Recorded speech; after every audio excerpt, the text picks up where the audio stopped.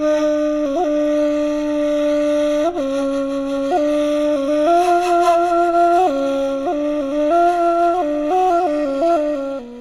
the year 1844, dawn broke once again in the spiritual history of mankind with the opening of the most glorious epic ever witnessed.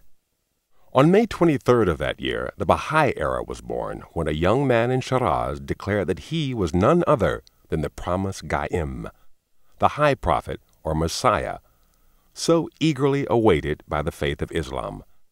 This central figure of so sublime a drama was known as the Bab, which means the gate. I am the promised one. I am the one whose name you have for 1,000 years invoked, at whose mention you have risen, whose advent you have longed to witness, and the hour of whose revelation you have prayed God to hasten. Verily I say, it is incumbent upon the peoples of both the East and the West to obey my word and to pledge allegiance to my person.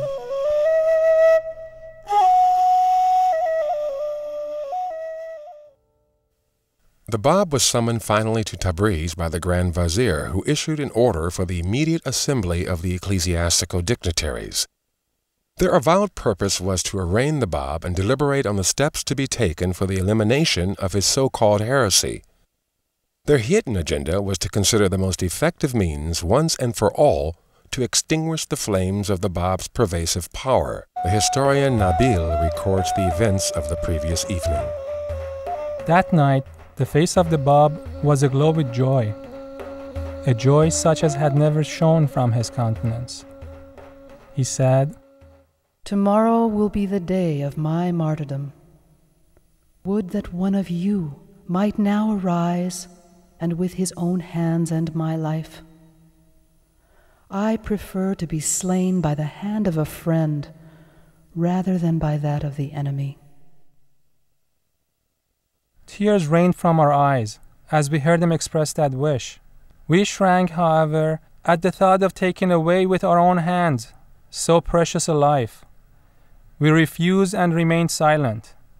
Anis suddenly sprang to his feet and announced himself ready to obey whatever the Bab might desire.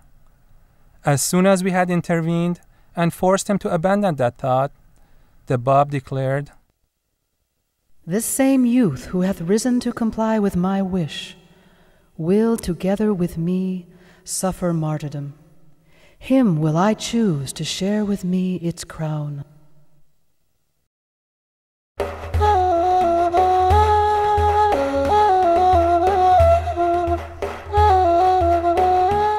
The time of the Bab's inevitable martyrdom by firing squad finally came. Anis had the honor of being martyred with the Bab because of his obedience to his Lord. Through this action, another Islamic prophecy was fulfilled. An Islamic tradition says, "The first and the last shall become one." The Shia Muslims believe God has two names, and these names are made out of Ali and Muhammad. The Bab's given name was Ali Muhammad, and Anis's given name was Muhammad Ali. At the death by firing squad of the Bab and Anis, their mutilated bodies became one and inseparable. Ali Muhammad and Muhammad Ali. The first and the last became one.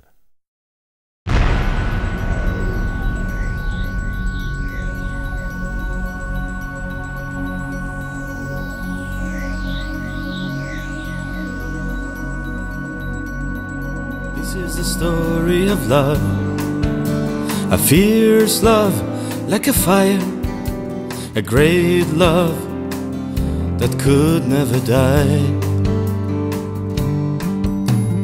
This is the story of a young man whose only burning desire was to sacrifice his precious life for the love of that fire. Anis was the name. The Bab become his companion in the martyrdom, and his will always be with his Lord, the Bab.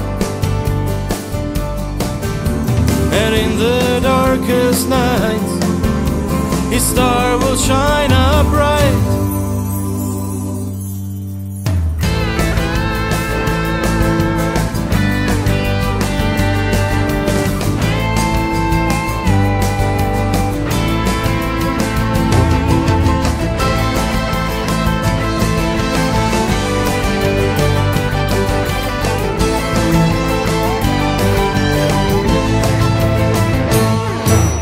$750 bullets were the price to unite a knees with his Lord.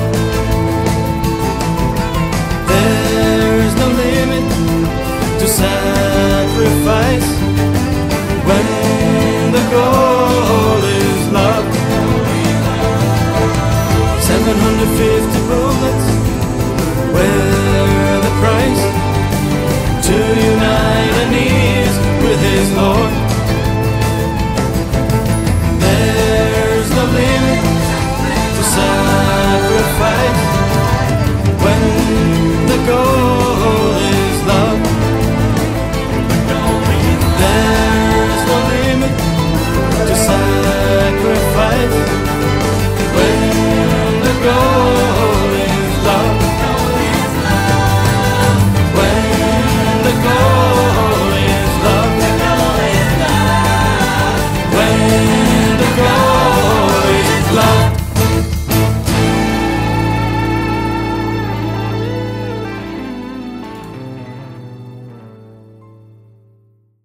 To this day, the shrine of the Bab on Mount Carmel contains the bodies of both.